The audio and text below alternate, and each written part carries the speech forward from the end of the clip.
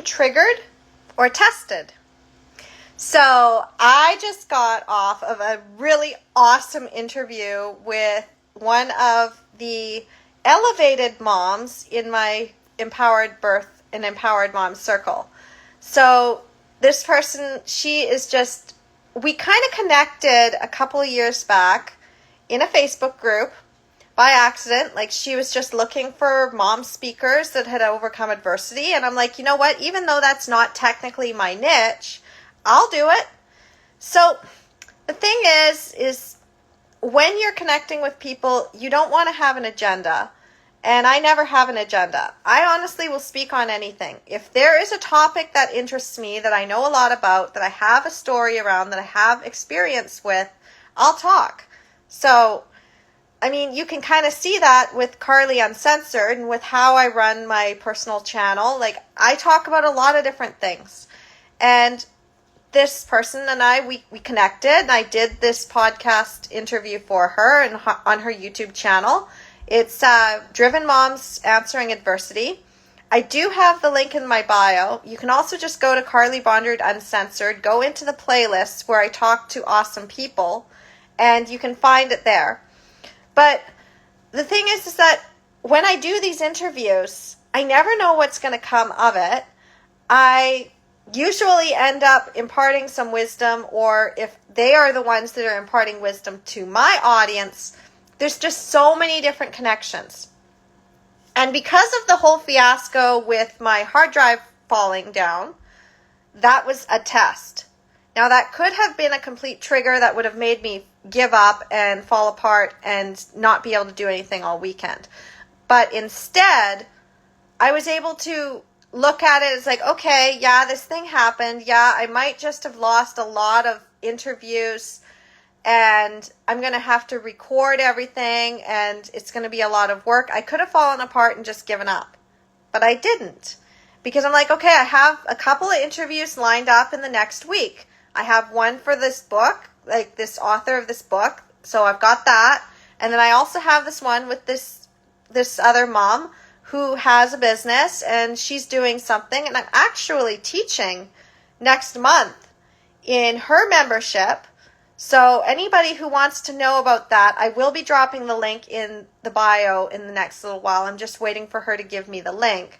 You'll be able to sign up for that, and you can check this out. So basically what she does is she helps mom entrepreneurs to launch their business and scale, and do it in a way that's not going to affect their family dynamic. So it's like not sacrificing your family for your business kind of idea. I mean, there's a whole lot more that she goes into. But what this does is, like, I love her so much. I was so excited to talk to her, not just because I was going to get a story where she had a breech birth, and not only that, but that breech baby launched her inspiration to start her business. Like, this was a 10-year journey. And I always say, when you have an empowered birth, you're an empowered mom for life. Nobody can take your power away from you again. And like, she's the embodiment of that. She basically embodies all 5 pillars. So I'm really excited about this interview that I have to record. Like, I've got it recorded, and then I have to edit it and everything, and then it'll be on my YouTube channel probably within the next few weeks when I schedule it. And I mean, you can always go and check out my other YouTube channel, which is Your Empowered Birth with Carly Bondard, which is just youtube.com/@empoweringmomsbirth. So you can check that out too if you are in the birth community. But what I really noticed is, like, she was telling me some stories, and I'm not going to go into it, but it's like you get tests from the universe. And there's some things that can be really, really triggering. And I've been tested. There have been so many things that, if they had happened to me a few years back, would have had me fall apart. Fallouts with family, unexpected blow-ups, accusations of doing something that I didn't do, because in the past I had done something, but it had also been done with integrity. But, you know, like, people have their own dynamics. And sometimes the trigger or the test is to help you learn a lesson that's going to help you on your next level.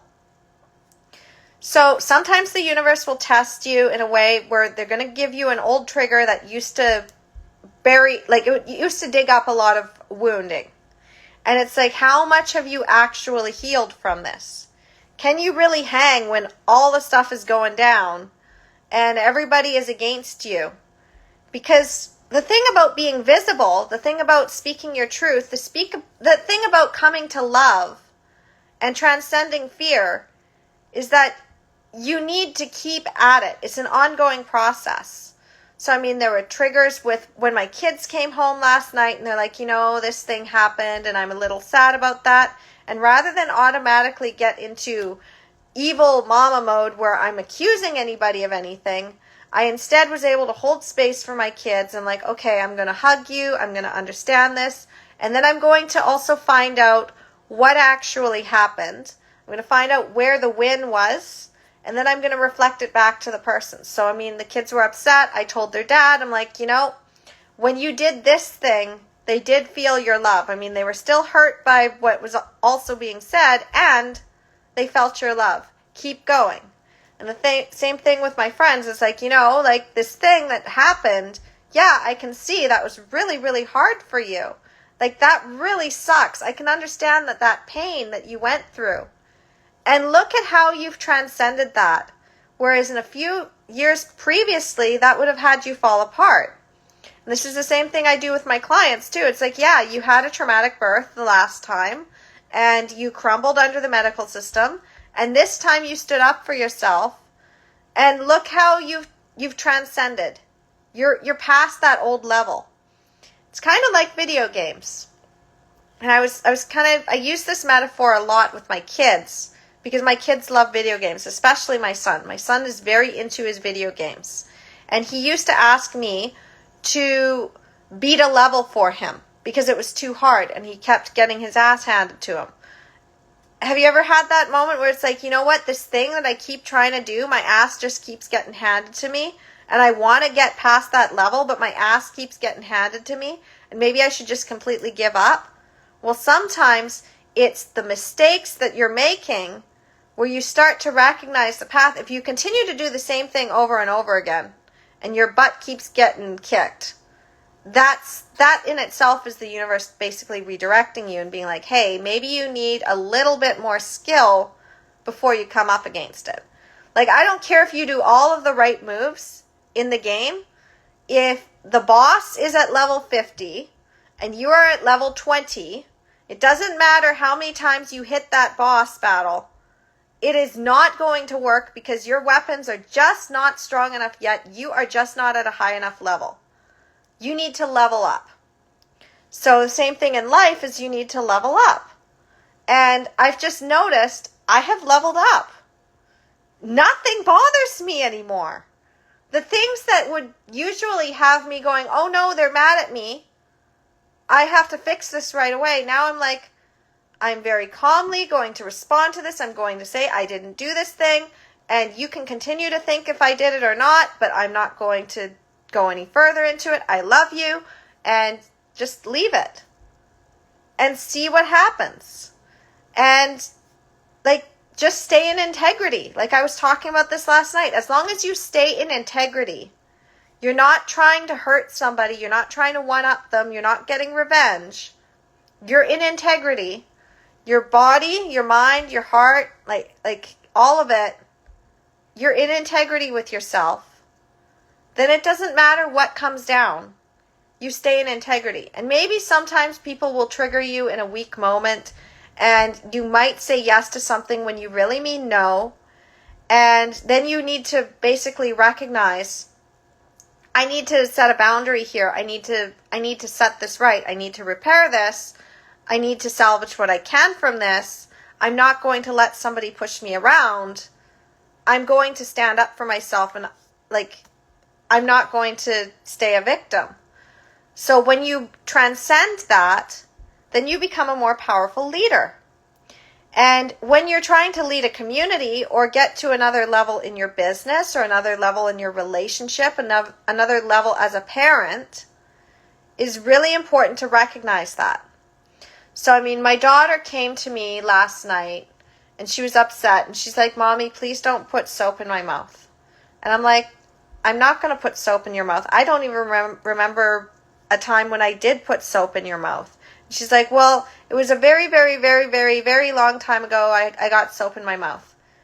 And I'm like, okay, when was this? She's like, well, I was in the shower and you were washing my hair and I got soap in my mouth. I'm like, oh, okay. Okay. So I'm going to address that. It's like, yes, you accidentally got soap in your mouth, and I was probably mad at the time because I was frustrated. You were squirming and you thought that I'd done this thing, but I don't do that thing. And I'm sorry for that experience that you had. That's not okay.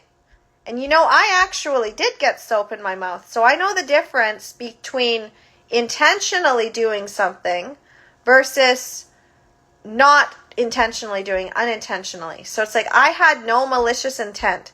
And I mean, there's been times where I did punish my kids in the past, and I did say things in a moment where I was triggered. But I always come back to the love, and I'm like, you know what? That was not okay. I am going to apologize. If I know that I was out of integrity, I will apologize. If I suspect that something was maybe misconstrued and I accidentally hurt someone, I'm going to acknowledge their pain. And at the same time, if I know that I was in integrity, even if they're still mad at me, even if they still want to believe that I was malicious, I can just let that go. I don't have to defend myself. I don't have to justify. I don't have to, basically argue it. I don't have to jade. People who just want you to feel bad about yourself, shame, blame, make wrong, are also trying to make you jade. Justify, argue, defend, and explain. But if you don't do any of those things because you know you're in integrity, it doesn't matter what is thrown at you. As long as you know that your truth is your truth, and as long as you know, they have their own fears, and you got to know how to dance with that. So, people are going to test you. As you are approaching your next levels, you are going to come into connection with people from your past who are going to try to basically recreate an old pattern. It doesn't even have to be somebody that you know from your past. It's just that same energy that came in with a different person, like a different face. And maybe in the past, in that same situation, you had felt powerless. And maybe in this one, it kind of brings that up. However, that's your opportunity to do something different than you would have done in the past because you've learned. In fact, when you're playing a video game, I noticed patterns, especially in the old Mario games, where you think you're on a new level. But really, especially with the very old Nintendo ones, all they did was take the same map that was already there from the first few levels, and then what they did is they added little bits of extra stuff. So maybe there was an extra jump. Maybe there was a turtle where there hadn't been a turtle before. Maybe they also have it a little bit so that you have to, instead of using the turtle, it's now one of those spiny things. Now they also have the beetle. So they have the spiny thing and the beetle instead of the turtle and the Goomba. And then they also have the bullets. Now they're adding bullets that you have to jump. But it's the same map. It's just got a few more obstacles. Go back and look at some of these video games. It's absolutely fascinating. I'm sitting there and I'm like, I've played this level before. I've played it. But instead of this sprite, they put this one in. So it's just a slight little difference in hardness. And, it's like a spiral staircase. You keep climbing the staircase. And you think that you're going in circles, but really you are climbing another level. You are ascending. So every once in a while you're going to get tested and you're going to see that thing, but you already know how to beat it now. Maybe in the past that boss was a lot harder, but now it's just like a demi-boss. And you're like, oh, I know how to beat this thing because I've got much harder bosses that I've had to defeat. So this guy that was probably hard at like level 1, it's like I'm just going to hack slash and they're gone. I'm going to keep going. I'm going to keep going towards my ultimate treasure. I'm going to go rescue the princess. Or I'm going to go get the treasure. I'm going to save the world. Whatever it is, there's always, the hero's got a mission. And the hero is sometimes diverted from the mission with side quests. But even those side quests, a lot of people skip the side quests. The side quests in themselves can also give you more resources to be able to go and get the ultimate treasure. A lot of people will skip the extra items along the way. They'll be like, I don't want to have to go get the items. I just want to finish the story.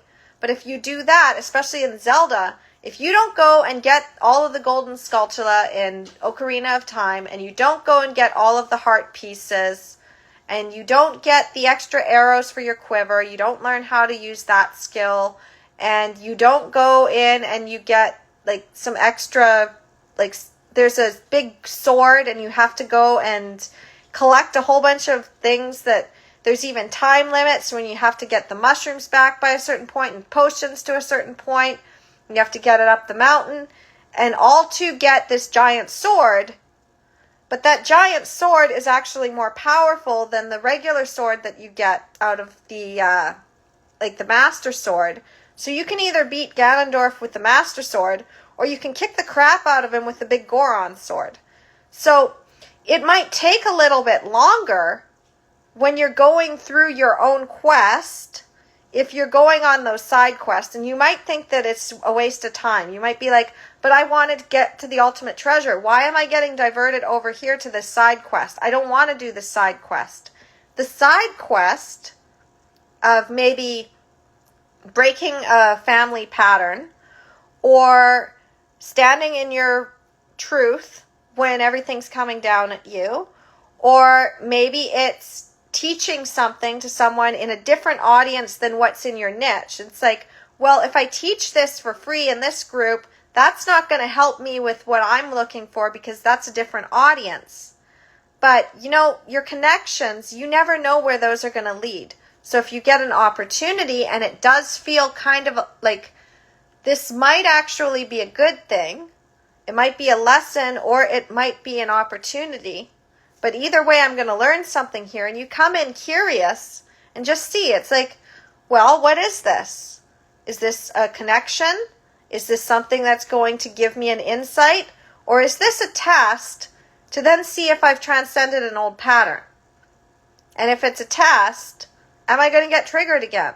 Or am I going to stand in my power and basically complete that lesson? Beat the boss. I've still got a little bit of stuff in my throat, but most of my cold is gone, which is nice. I'm noticing a lot of people, like, even at the 11th hour, it seems like everything is dark, and then suddenly they get these amazing things that they were looking for that they're like, it came in. I don't know how, but it automatically, like, it came in. And it's better than I thought it would be. Like, my friends, like, they're moving, and up until a few weeks ago, they didn't even know if they were going to have a place by the time their place sold. And it just came in. And it's better than they thought that it could be. But before, they had constantly been trying, and it's like everything was being blocked. But then this opportunity arrived. So the key is you got to keep going. Oh, 1, 2, 3, 4 on the clock, 12:34. That's, there's confirmation right there. But you just got to keep going. You got to keep trying. You got to keep trying new things. You got to get curious about why your butt's being handed to you.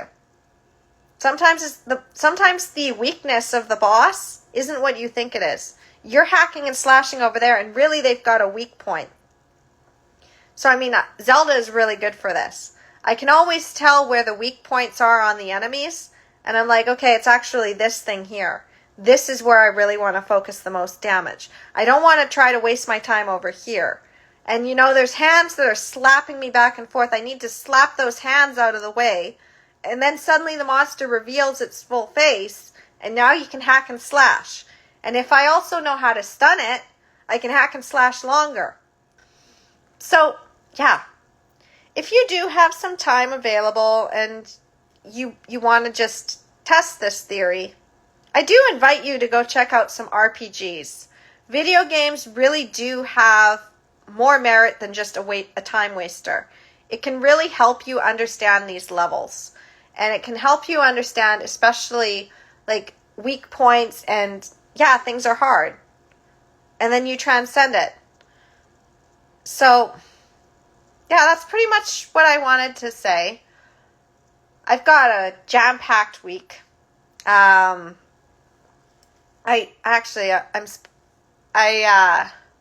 finished up my interview. I should probably, yeah, I've got some stuff to do today. So, I love you. And this week is going to be epic. I have a feeling that all of these tests that we've all been going through is leading to something good. So just, if things look really dark right now, just hold on. Hold on to that vision that things are going to work out. I promise you things are going to work out. You just got to get out of your fear. You got to stop thinking that things are not working out. They're actually working in your favor. Start looking back to see how you handled something in the past versus how you're handling it now, and see if you have changed your pattern.